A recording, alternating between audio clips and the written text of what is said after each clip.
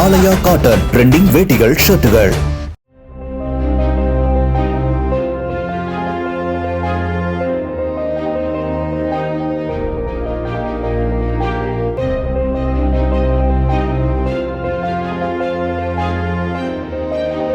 மதுரை சித்திரை திருவிழாவை முன்னிட்டு வைகை அணையிலிருந்து வினாடிக்கு 500 கன அடி நீர் பாசன கால்வாயில் திறக்கப்பட்டுள்ளது.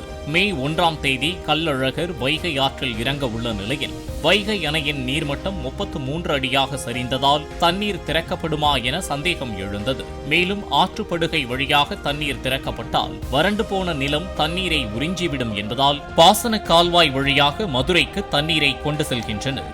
தற்போது திறந்துவிடப்பட்டுள்ள தண்ணீரை செல்லூர் கண்மாயில் தேக்கி கள்ளழகர் ஆற்றில் இறங்குவதற்கு முன்னால் திறக்க உள்ளனர்.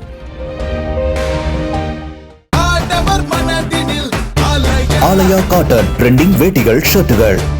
பிளே ஸ்டோர் மற்றும் ஆப் ஸ்டோரில் இருந்து பாலிமர் செயலியை QR கோடு மூலம் பதிவிறக்கம் செய்யுங்கள். செய்திகளை உடனுக்குடன் பெறுங்கள்.